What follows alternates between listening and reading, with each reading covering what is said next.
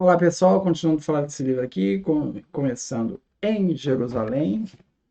Vamos retomar aqui na página 159. Ele vai falar sobre o material do Evangelho e aí ele vai fazer uma referência aí ao trabalho do John Kloppenborg, que ele delimita ali camadas em Q. Então, algumas dessas camadas seriam, a mais antiga seria a que eles chamam de Q1, que seriam 6 discursos de sabedoria. Seria a camada mais antiga.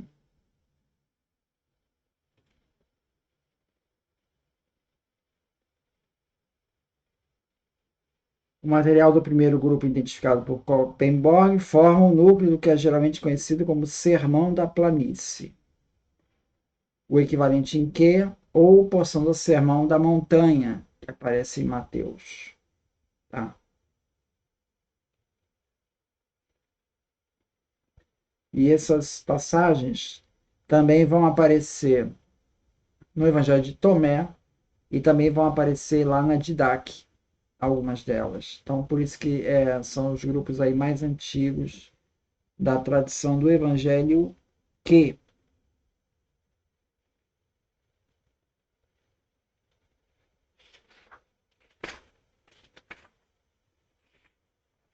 ele vai retomar ainda sobre o Evangelho né? Que essa é o que ele chama de falácia de documento por comunidade. Né? Então, haveria uma comunidade né? Ele considera isso uma falácia. Na minha opinião, é simplesmente fantasioso deduzir o caráter de um grupo ou igreja a partir de apenas um único documento hipotético, Evangelho que é um documento hipotético, ou coleção de material, e quase igualmente inaceitável supor que tal grupo ou igreja possui apenas um documento ou coleção de tradições a respeito de Jesus.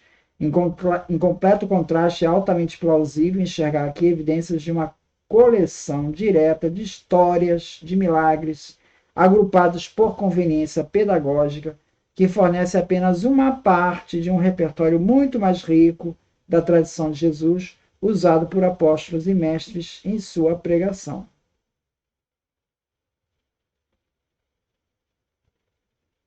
Para citar brevemente outro exemplo de material pré-marcano, o chamado Pequeno Apocalipse, que aparece no capítulo 13, provavelmente fornece evidências de como os pressentimentos de Jesus em relação ao templo foram objeto de considerável reflexão entre os primeiros grupos e comunidades de discípulos, e como o material foi retrabalhado não poucas vezes diante das várias ameaças e desafios que os judeus da Palestina enfrentaram nas décadas anteriores à revolta judaica de 70.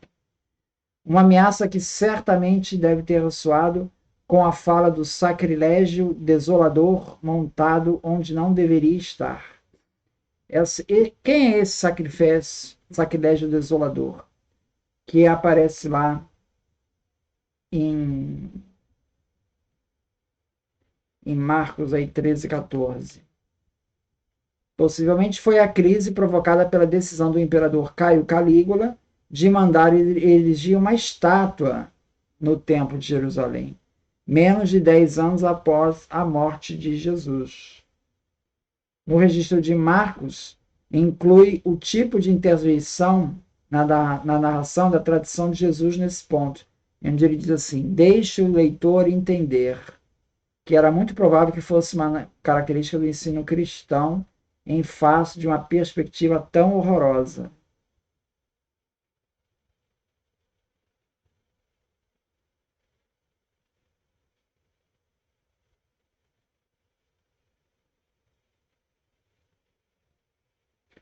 Então, ele sugere isso, que Marcos, na verdade, ele trouxe várias colições da tradição de Jesus. Que parte desse repertório já estivesse escrito é bem possível, mas os próprios dados usados pelos 3 evangelistas sinóticos em diversos padrões e locais diferentes sugerem mais a flexibilidade da tradição oral e o desempenho variado. Então, não foi só de um texto que ele extraiu. Isso vem de diversas tradições. É isso que ele está defendendo aqui. Nos atuais estudos sobre os primórdios do cristianismo, uma hipótese importante e bem conceituada postula a existência de uma comunidade de seguidores de Jesus que continuou a existir na Galiléia durante os anos 40 e 50 e manteve uma memória de Jesus e de seu ensino, que era totalmente independente das tradições que compõem o Evangelho de Marcos, que culmina na paixão de Jesus. Essa seria a chamada comunidade Q. Então, nessa comunidade Q, não teria os episódios da paixão e ressurreição de Jesus. O argumento é que o material Q, focando-se apenas no ensino de Jesus, sem uma narrativa de paixão, atesta uma comunidade que via Jesus apenas como mestre de sabedoria e não via nada no significado de Marcos atribuía à morte de Jesus. Por isso é que você vai ver Crossan e tantos outros se apegando ao evangelho Q, porque eles estão nessa perspectiva de que havia uma comunidade cristã que não tem Cristo ressuscitado. É a comunidade Q. Então eles se apegam a isso, porque não tem paixão e ressurreição, não tem lá no Q. O James Dunn vai dizer o seguinte: já indiquei que acho essa hipótese quase totalmente inconvincente. A suposição de que uma comunidade conhecia ou possuía apenas um documento ou tipo de tradição de Jesus já é absurda. Eles optaram por ignorar as tradições dos feitos de Jesus e valorizar apenas as tradições de ensino. Por que eles fariam isso? Ainda mais improvável a suposição é de que este documento define a comunidade e que o caráter da comunidade e as ênfases distintivas podem ser lidas a partir deste documento. A hipótese se torna cada vez mais fantasiosa quando lembramos que a extensão e o conteúdo de Q estão abertos a um debate considerável, para não mencionar a falta de clareza quanto o próprio material Q foi escrito, sobre quando que ele foi escrito.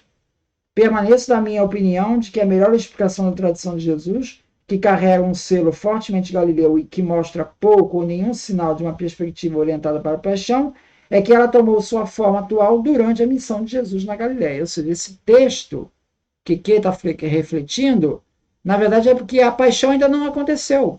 Por isso é que não tem paixão em Q. Porque ele é um texto bem primitivo. Ele ocorre, ele tomou sua forma atual já durante a missão de Jesus na Galiléia.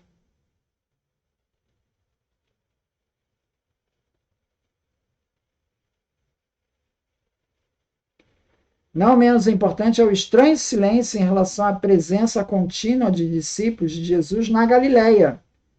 A única referência à igreja da Galiléia aparece em Atos 9:31. Ou seja, é muito estranho. Se tinha uma comunidade de discípulos ali, de Jesus ali na Galiléia, à margem do que aconteceu lá em Jerusalém, né? Por que essa comunidade desapareceu? Porque a comunidade, o Jesus, o movimento de Jesus, quando Jesus morre, ele vai estar todo centralizado em Jerusalém. A comunidade da Galiléia desaparece. Ela não tem continuidade.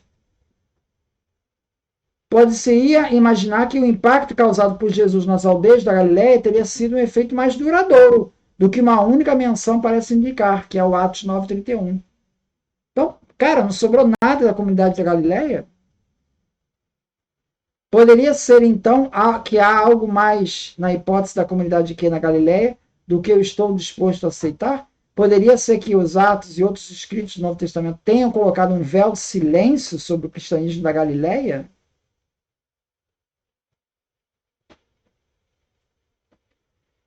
As tradições rabínicas referem-se a minim, em ambientes galileus, que provavelmente incluem pelo menos cristãos judeus. Mas, embora eles ainda fossem uma contestada parte da comunidade judaica, não há como saber se eles eram originários da missão original de Jesus ou se são grupos que surgiram mais tarde. Então, essa referência aos minim ali dos textos judaicos também não ajuda.